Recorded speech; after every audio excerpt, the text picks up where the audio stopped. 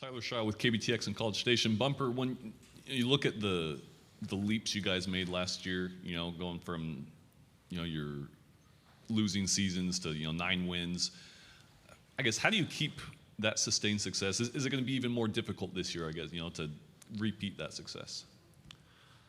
I think winning in the SEC is difficult, in itself. But I've been a part of teams that, like you said, have been 2-10, and then obviously after last season, things completely changed. But it wasn't, an overnight success, and there's a lot of work that goes into it.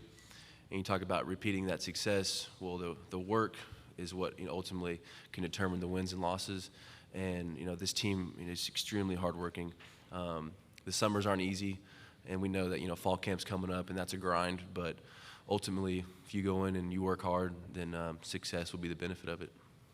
We'll go to your left on the second row. Hi, Bumper. Johnny Kahn on ABC 3340 Sports in Birmingham, Alabama. I just wanted to ask you about that game in Tuscaloosa last year, about how much confidence it gave you guys moving forward to not only could you hang with, almost beat Alabama in their building, and just could you talk about the performance of KJ in that game and what he was able to do leading that offense?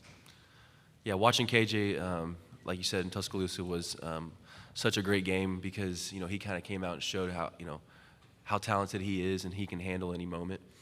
For us, that game was, just like any other game, we showed that we can win a lot of games in the SEC. We didn't get it. We felt we came up short, let too many passing yards up, and just things that like you watch games like the Alabama game when, we were close, but for us there were so many things that we could have done better. And going into the next season, just being able to fix those mistakes to be able to have more success. Front row on the end. Michael Cobble, WBRZ out of Baton Rouge. We've seen Dwight, obviously, for quite some time and those arms. Just how is he meshing with y'all, and how would you describe his game and what he brings to the Hogs? He's meshing very well, and, we call him Nudie. The way that he's coming in and kind of changed some perspective in guys, the way that he talks about guys, we need to be more close outside of the facility. And when you have a transfer come in and talk about how important it is for everyone to be close. It's huge. I mean, this team's close, but when your outside pieces are talking about it, you feel like you're even closer as a family. And when after our workouts, we have guys come up, talk about their story, or just kind of explain some things about themselves to get to know them better.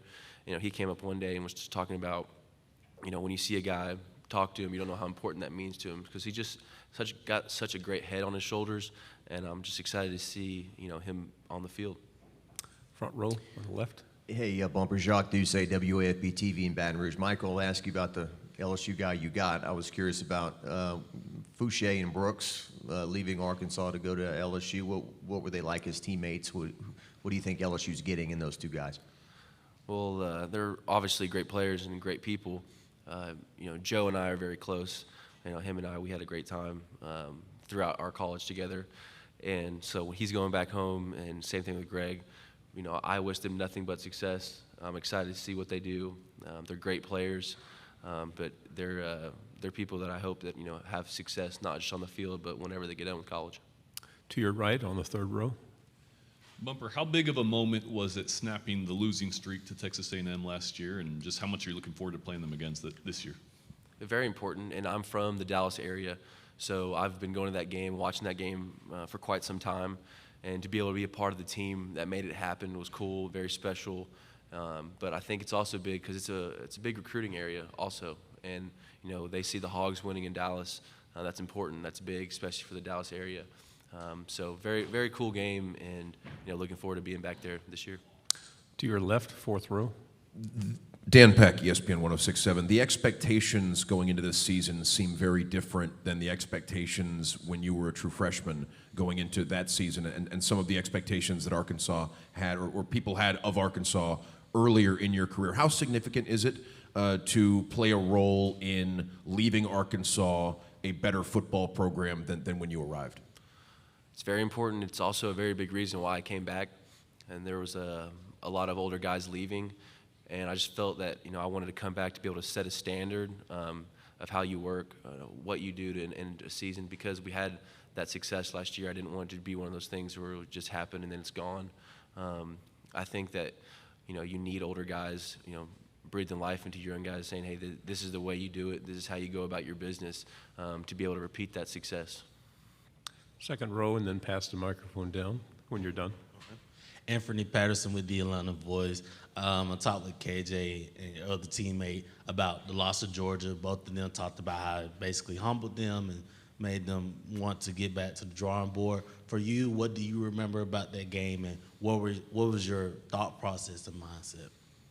Yeah, I think going into that game, it was the first time that we had been, highly ranked, and so we knew that it wasn't going to be an easy game, and we knew how talented Georgia was last year. But also, like, it's a lesson learned. We now know what it's like to have, a high ranking, be in a college game day, play a team like that, and we know there's certain things that we have to do differently. And like anything, experience is extremely important. So to be able to have that moment is only going to help us out more this year. To your left, second row. Bumper, just to follow up, you guys have had a rough time down in Auburn the last few times you've played down there. You've had some controversial finishes, and that's been a pretty difficult building for Arkansas. Is that one circled on your calendar, and why is Jordan-Hare such a difficult place to play? Well, like you said, there were some games that we've had some close calls, but I think Auburn's been a team that I have not beaten yet, and so that's something that I would love to happen for us this year. In my freshman year, can't think back to quite a while, but such a cool stadium and a great environment.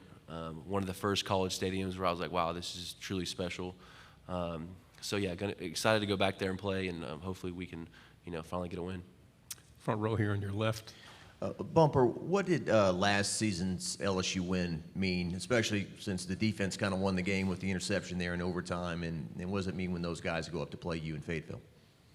That's a big game, especially just because in history the Arkansas-LSU rivalry has been very big. And so finally getting to get back and get a win, get the boot back in our facility, very important to us and our fans. But yeah, like you said, one of those regions where it's a big recruiting battle. And so the more we win, the better it helps us out. So we're looking forward to having it in our stadium again this year. Okay, on the fourth row, and then we'll move to the third row. Could you tell us a little bit about your relationship with Barry Odom? It seems like his former players rave about the kind of coach and the kind of person he is, the impact he's had on you as a player and as a human being. Yes, he's very intense, very laser focused when it comes to football. He knows there's an on and off switch, and when he's in the facility, it's always on. And that mentality has, been instilled into me, and I've become a better person and a better player because of it. My outlook on the game has changed. I know that there's more of a process to it now that I did when I was younger. But I can understand why former players rave about him, because he's going to give you his all. And I feel like this year he's only stepped it up even more. His intense right now in the summertime is unlike I've ever seen. And so I'm very excited for the football season to begin.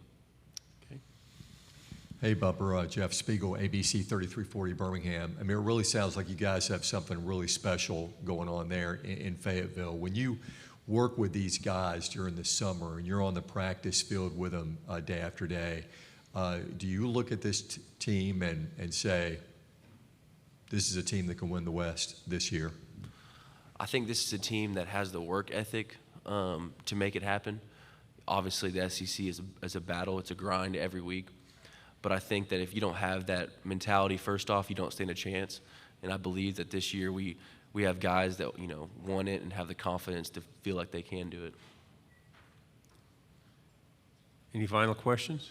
One last one here. What do you attribute that you said that this team has the work ethic to do that? Is that just, being 2 years under Sam Pittman? What is it about the team that, gives you guys that? So our strength coach, Coach Walker, is the best strength coach in the nation, and the workouts that he puts us through are extremely hard and they're extremely demanding. And whenever you go through these workouts, you can see in people's eyes, if they can handle it or not. And you're starting to see a lot of these, especially young guys, attacking these workouts, feeling confident about it whenever we're finished, knowing they have more in them, and whenever they get to that point where they're breaking, knowing that, hey, this is what it's like in a game. This is how tired you can be, and you got to continue to push through that. Bumper, thank you very much.